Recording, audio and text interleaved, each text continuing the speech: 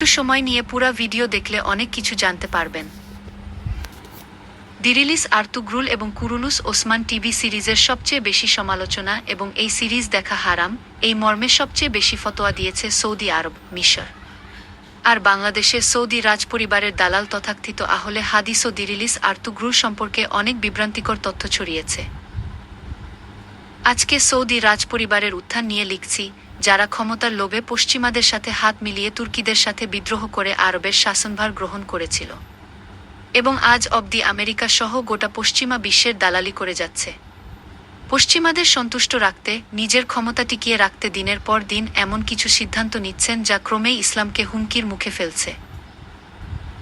Saudi আরব হলো কোনো ব্যক্তির নামে প্রতিষ্ঠিত পৃথিবীর একমাত্র মুসলিম দেশ। অন্য কোনো মুসলিম সংখ্যাগরিষ্ঠ দেশ কোনো ব্যক্তির নামে প্রতিষ্ঠিত হয়নি। রিয়াদের নিকটস্থ দিরিয়া নামের একটি কৃষিবসতির প্রধান ছিলেন মুহাম্মদ বিন সৌদ। এই উচ্চাভিলাষী মরুযোদ্ধা 1744 সালে আরবের বিখ্যাত ধর্মীয় নেতা মুহাম্মদ বিন ওয়াহাবি মতবাদের প্রতিষ্ঠাতা, এর সাথে মৈত্রী চুক্তি করে দিরিয়া আমিরাতকে গঠন করেন। তুরস্কের উসমানিয়া খিলাফতের বিরুদ্ধে শিরক বিদাত পালনের অভিযোগে এই দুজন ঐক্যবদ্ধ হয়ে যুদ্ধ শুরু করেন। ওই দিরিয়া আমিরাতকেই বিশ্বের প্রথম সৌদি রাজ্য আমিরাত। মুহাম্মদ বিন সৌদ তার পুত্র আব্দুল আজিজের সাথে মুহাম্মদ বিন ওয়াহাবের মেয়ের বিয়ে দেন। এভাবেই সৌদ পরিবার ও ওয়াহাবি মতবাদের মিলনযাত্রা শুরু হয়। 1765 সালে মুহাম্মদ বিন সৌদের মৃত্যু হলে তার ছেলে আব্দুল আজিজ দিরিয়ায় ক্ষমতাসীন হয়। এই আব্দুল আজিজ তৎকালীন বিশ্বের সাম্রাজ্যবাদী মডেল ব্রিটেনের সাথে হাত মিলিয়ে তুরস্কের খলিফাদের বিরুদ্ধে যুদ্ধ চালাতে থাকে। শ্বশুর ইবনে ওয়াহাবের ধর্মীয় মতবাদকে ঢাল হিসেবে ব্যবহার করে তথাকথিত শিরক বিদাত উচ্ছেদের নামে ব্রিটিশদের সাথে তুর্কি খিলাফত ধ্বংসের কাজে লিপ্ত হয় আব্দুল আজিজ। 1792 সালে মুহাম্মদ বিন ওয়াহাবের মৃত্যু হয়। 1812 সালে আব্দুল আজিজ তুর্কি খিলাফতের কাছ থেকে ইরাক দখল করে হজরত আলী ও হজরত হুসেন এর মাজার শরীফ ভেঙে ফেলে। এর প্রেক্ষিতে 1803 সালে একজন শিয়া মুসলিম আজিজকে দিরিয়ায় আসরের নামাজরত অবস্থায় হত্যা করে। এরপর আব্দুল আজিজের ছেলে সৌদ বিন আব্দুল আজিজ ক্ষমতায় এসে তুর্কিদের পরাজিত করে 1803 সালে মক্কা ও 1804 সালে মদিনা দখল করে নেয়। দুই পবিত্র নগরী দখল করে তারা ব্যাপক ধ্বংসলীলা চালা। তারা মক্কামদিনার বহু মুসলিমকে হত্যা করে। সবই করা হয় সেই শিরক বিদাত উচ্ছেদের নামে। ওয়াহাবি মতবাদের ধর্মীয় শুদ্ধি অভিযানের অজুহাতে তারা বহু সাহাবীর মাজার স্থান ধ্বংস করে। এমনকি খোদ মহান শাহ এর পবিত্র রোজা মোবারক ছায়াদানকারী মিম্বরগুলোও এরা ভেঙে ফেলে। মহান শাহ এর পবিত্র রোজাকে তুর্কি খলিফারা যেসব মণিমুক্তায় সাজিয়েছিলেন, শুদ্ধি অভিযানের নামে শেষব তুলে ফেলে সৌদের বাহিনী। এসবই চলে ব্রিটিশদের অস্ত্র ও অর্থ সহায়তা নিয়ে।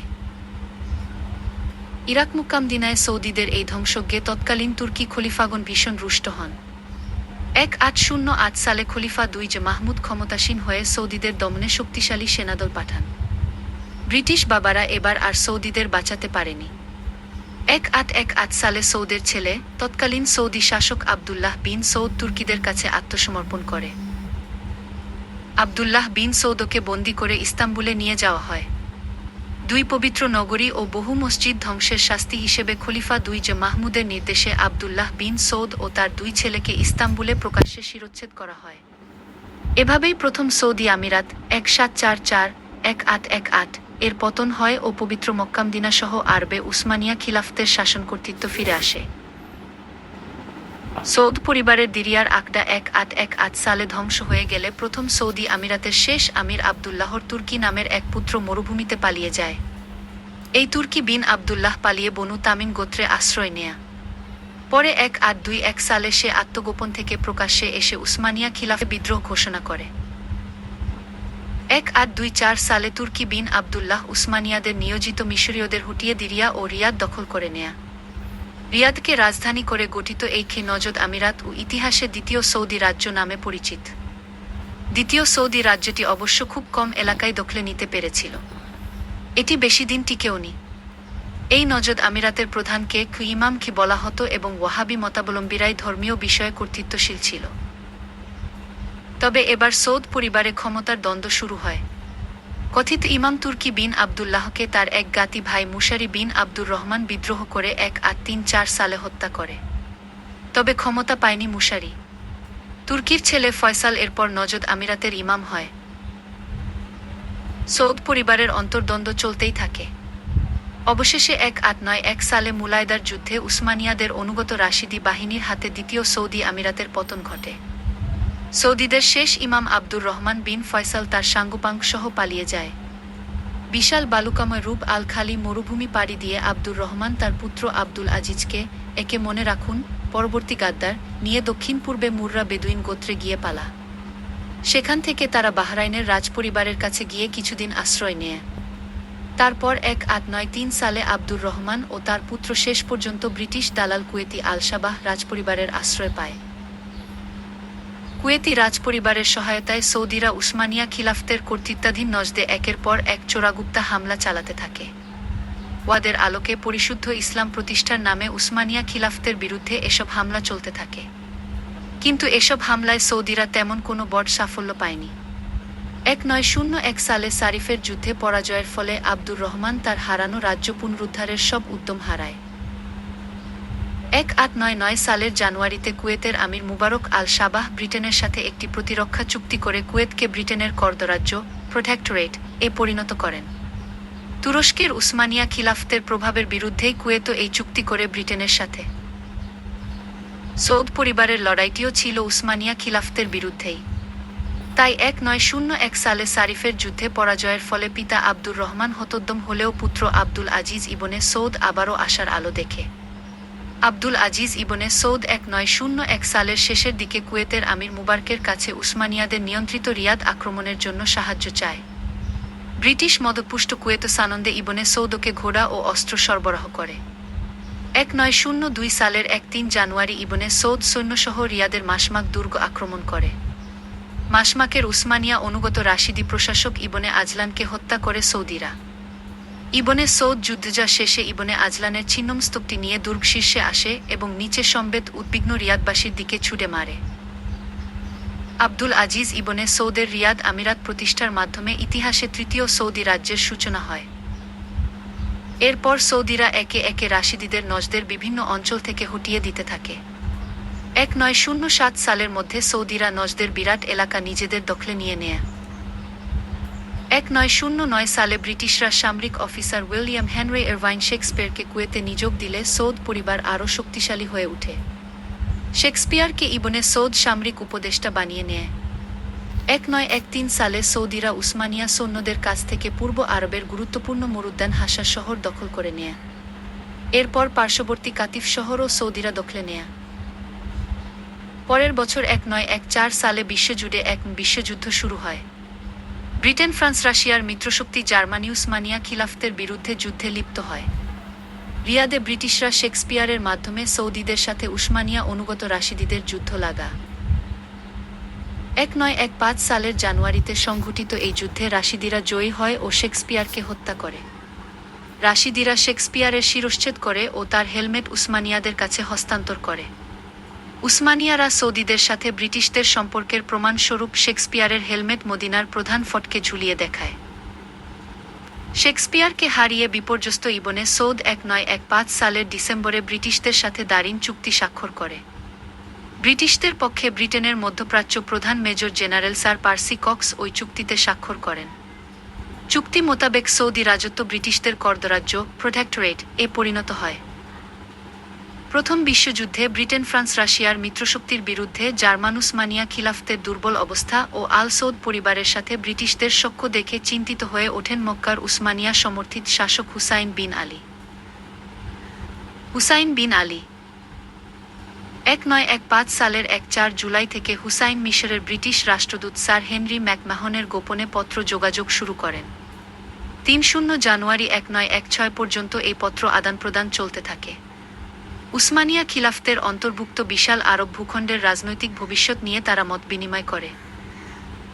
ব্রিটেন ও ফ্রান্সের মধ্যে মক্কার শাসক সেই হুসাইন বিন আলী উসমানিয়াদের বিরুদ্ধে আরব বিদ্রোহ তৈরি করে।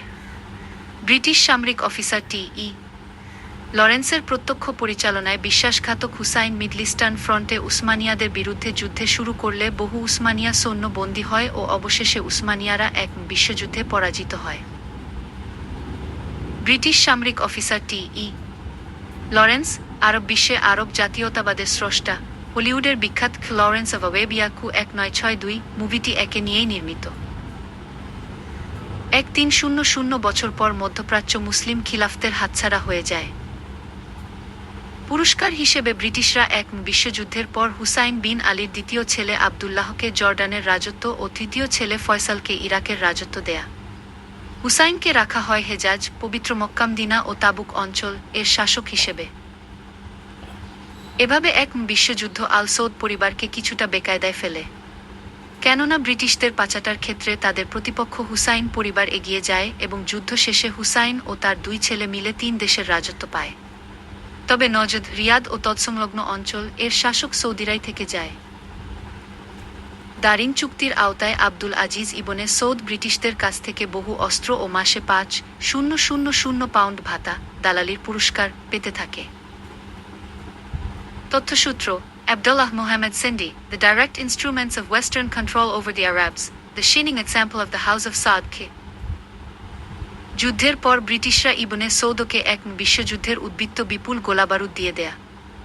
ওই ব্রিটিশ অস্ত্র ও গোলাবারুদের সম্ভার নিয়ে সৌদিরা ক্রমধ্বংসমান উসমানিয়া খিলাফতের অনুগত রাশিদীদের উপর দক্ষিণ-পশ্চিম আরব অঞ্চলে আক্রমণ শুরু করে। 1920 থেকে 1922 সাল পর্যন্ত লর্ডে রাশিদীরা শেষ পর্যন্ত সৌদিদের হাতে পুরোপুরি পরাজিত হয়। ফলে আরবে আল সৌদ পরিবার নিয়ন্ত্রিত ভূখণ্ডের পরিমাণ দ্বিগুণ হয়ে ওঠে। ইরাকে নিযুক্ত ব্রিটিশ রাষ্ট্রদূত পার্সি কটসের মধ্যস্থতায় 1922 সালের 2 ডিসেম্বর স্বাক্ষরিত ইউকের প্রটোকলের আওতায় ওই বিশাল অঞ্চলে সৌদি রাজত্ব স্বীকৃতি লাভ করে। এ সময় পর্যন্ত আব্দুল আজিজ ইবনে সৌদ কখনোই ব্রিটিশ অনুগত হেজাজের শাসক হুসাইনের সাথে সংঘাতে জড়ায়নি। 1924 সালের 3 মার্চ আরেক ব্রিটিশ দালাল মুস্তাফা কামাল পাশা তুরস্কে অফিসিয়ালি খিলাফত বিলুপ্ত করে। সারা বিশ্বের মুসলিমদের সাথে মক্কার হুসাইন বিন আলী ও মহানবী সা আমল থেকে 1300 বছর পর্যন্ত চলমান মুসলিমদের রাষ্ট্র খিলাফতের পতনে ব্যথিত হন। পৃথিবী থেকে খিলাফত মুছে গেছে, এটা হুসাইনের চেতনায় আঘাত করে। ব্রিটিশদের ক্ষিপ্ত হওয়ার সম্ভাবনা সত্ত্বেও 5 মার্চ হুসাইন নিজেকে মুসলিমদের খলিফা ঘোষণা করেন। ব্যাস, এ সুযোগটিই কাজে লাগায় খিলাফতের দীর্ঘদিনের শত্রু আব্দুল আজিজ ইবনে সৌদ। ব্রিটিশরা স্বাভাবিকভাবেই হুসাইনের নিজেকে খলিফা ঘোষণা করা মেনে নেয়নি এবং হেজাজের শাসক হিসেবে হুসাইনের উপর থেকে সমর্থন প্রত্যাহার করে নেয়। আব্দুল আজিজ ইবনে সৌদ কাল বিলম্ব না করে হেজাজ আক্রমণ করে এবং 1925 সালের শেষ নাগাদ পুরো হেজাজ দখলে নিয়ে নেয়। 1926 সালের 8 জানুয়ারি আব্দুল আজিজ ইবনে সৌদ মক্কামদিনা জেদ্দার গোত্রীয় নেতাদের সমর্থনে নিজেকে হেজাজের সুলতান ঘোষণা করে।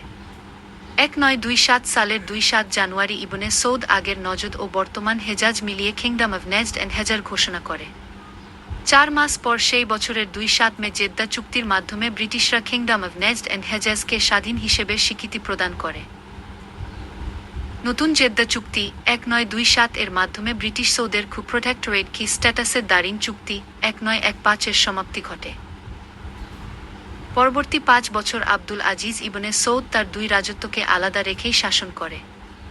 অবশেষে 1932 সালের 2-3 সেপ্টেম্বর ইবনে সৌদ তার 2 রাজত্বকে একত্রিত করে তার নিজের ও বংশের পদবি অনুসারে দেশের নাম কিংডম অফ সাউদি আরেবিয়া আরবি অনামলেখাহ আলাওয়াবিয়া সুডিয়া ঘোষণা করে। এভাবেই ব্রিটিশ সাম্রাজ্যবাদী শক্তির উসমানিয়া খিলাফত বিরোধী নীতির প্রকাশ্য সমর্থক হিসেবে পদে পদে ব্রিটিশদের মদদ নিয়ে দালাল আল সৌদ পরিবার 1932 সাল থেকে কিংডম অফ সাউদি আরেবিয়া নামে মুসলিমদের পবিত্র ভূমি দখলে রেখে শাসন করে যাচ্ছে।